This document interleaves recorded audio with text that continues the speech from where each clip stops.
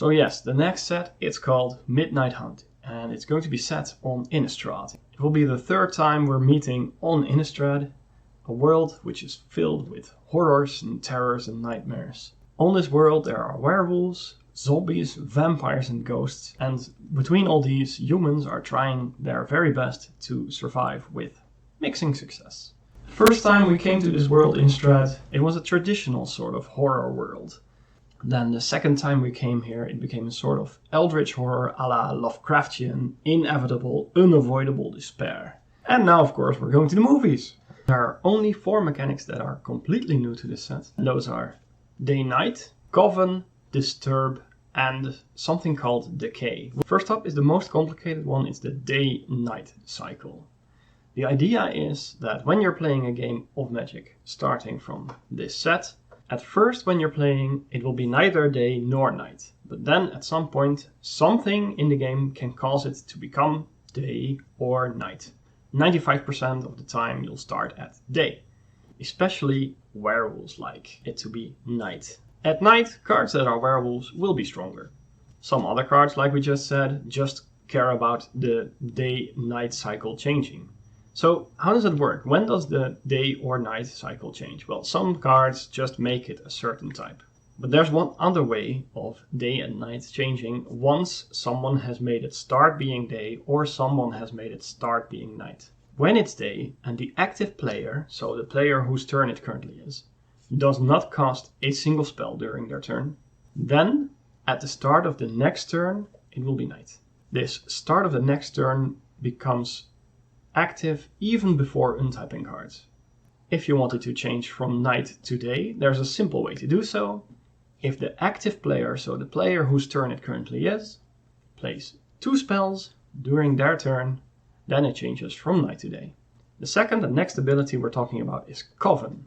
Says if you control 3 creatures and those creatures have different power, so that is, you have for instance, an 0/4, a 2/2 and a 3/3, then the Coven ability triggers. Logically, because most Coven abilities care about the power of your creatures, will influence the way combat works. Third ability, Disturb.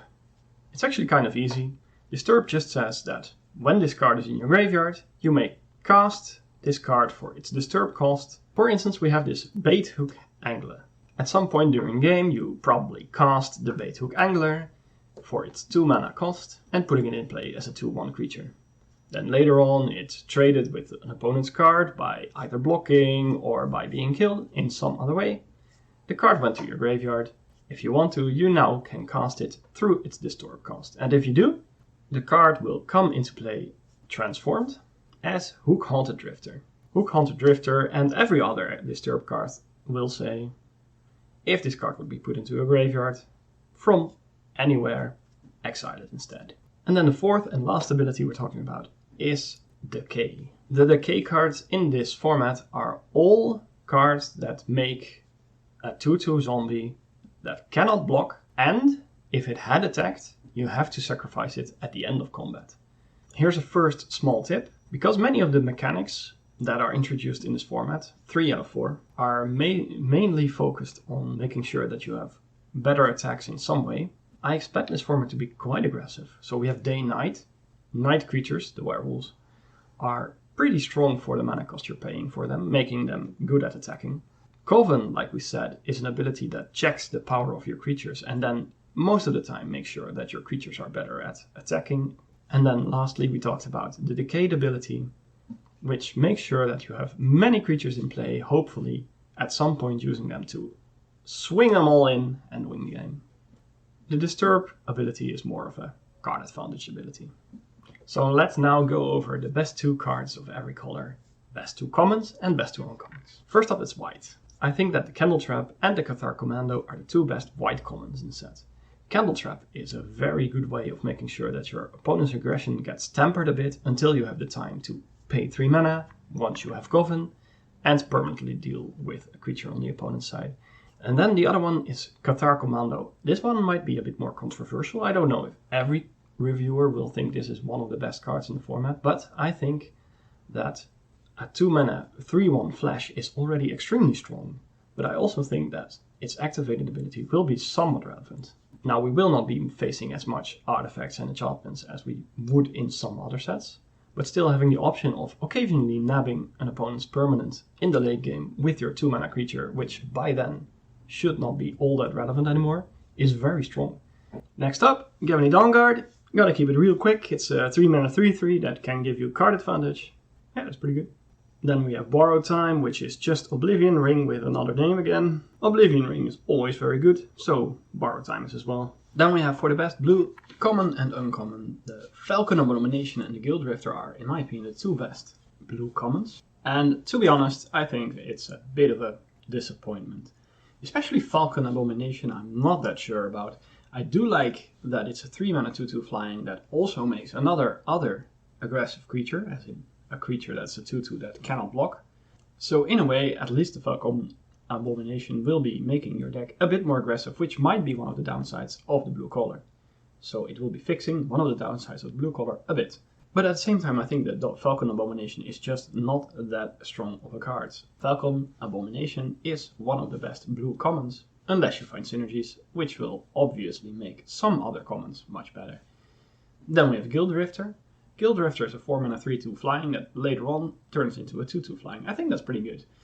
You can easily trade your Guild Drifter if you have to with an opponent's creature, or you can force your opponent to use a removal on your 4-mana creature at some point because it's dealing inevitable damage because of flying, and then later on still get stuck with a 2/2 flying. That's pretty good. And then for the uncommons, we have the Nebelgast Intruder and the Fading Hope. Two cards which, because I expect the format to be very fast, are very likely going to be very good. Nebelgast Intruder will be setting up good blocks most of the time. Your opponent will attack, you will cast a Nebelgast Intruder, and either you will make sure that a creature on the opponent's side has 0 power so you can block it with Nebelgast Intruder, or you will make sure that a creature has lowered power so one of your other creatures can profitably block one of their creatures, while you also will get stuck with a 2/1 flying. I really like the Nebelgast Intruder. I like the design and I like the idea. Then we have the Fading Hope, once again, because we expect the format to be very aggressive. Bouncing one of their creatures, and quite often also getting to scry one, will be pretty good. Then, as we get over to the black cards, there's something you might be able to notice here. All 4 of these cards are removal cards.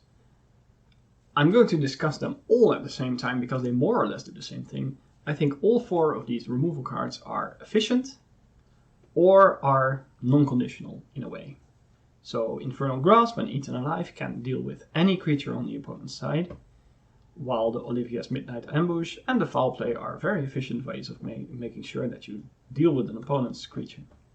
Then as we get to the red cards, we see the Brimstone Vandal and Moonrager's Slash. I think Brimstone Vandal, because of its menace ability, combined with its ability that says every time day-night changes we deal 1 damage to the opponent, will over the course of a game deal quite a bit of damage to the opponent, and I think that's going to be very strong. So Brimstone Vandal will probably over the course of a game deal about 5 damage for 3 mana, which is very good.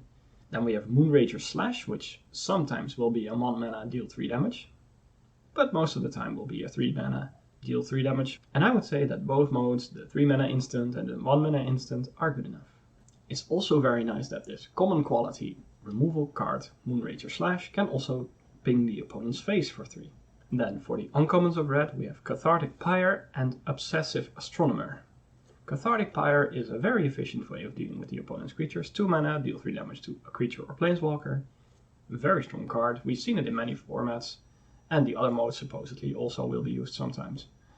And then we also, of course, have the Obsessive Astronomer. A 2 mana 2/2 with upside is usually quite good. And I think this one is going to be very beneficial for people who are pretty good at Magic the Gathering. You can very often use this very well if you know what you're doing. Sometimes not casting a spell during your turn, then using the Obsessive Astronomer's ability going from day to night will make sure that later in the game you will start winning, where you otherwise would have lost. Mind that you can discard either 0, 1 or 2 cards whenever you go from day to night or from night to day, which means that there are many choices you can make with this card. Do I want the day-night cycle to change? How do I want it to change? What do I need to have in hand when it does? It's a very skillful card. And then last up, in the green commons, we have Duel for Dominance and Shadow Beast Sighting. Duel for Dominance, in my opinion, is a very efficient way of dealing with your opponent's creatures, as in 2 mana, instant speed, my creature fights yours. If you do have a Coven going, of course your creature will get a +1/+1 counter, but because you're in green, your creature will likely already be bigger than your opponent's. If you must have the +1/+1 counter to win this fight, make sure to do so smartly. Then the Shadow Beast Sighting is just a 4-mana 4/4, which is pretty good, and it having flashback, making sure that even in the very late game you still have something to do, making another 4/4. I think it's just pretty good. Then uncommons, we have Clear Shot. It's a reprint from an earlier set. One of your creature gets +1/+1 and bites another target creature. You can sometimes use this to make sure your blocking creature gets to a better size, winning something that you're blocking with, rather than losing, while at the same time killing one of your opponent's creatures. But most of the time it will just be a, well, my creature bites your creature, it's just a removal, and I might do 1 more damage when I attack with this creature. Clear Shot being an instant is very nice. And then last up we have Rise of the Ants. 6 mana to make 6/6 in power, spread over 2 creatures, and then gaining to life. Will very likely make sure that you will get to the flashback cost as well. Then if you have 4 3/3 creatures in play, it should be easy enough to win the game from that point. Anyway, those are, in my opinion, the best commons and uncommons. I hope you'll have a lot of fun in Midnight Hunt. I hope it's going to be a good set. And I hope to be seeing you around.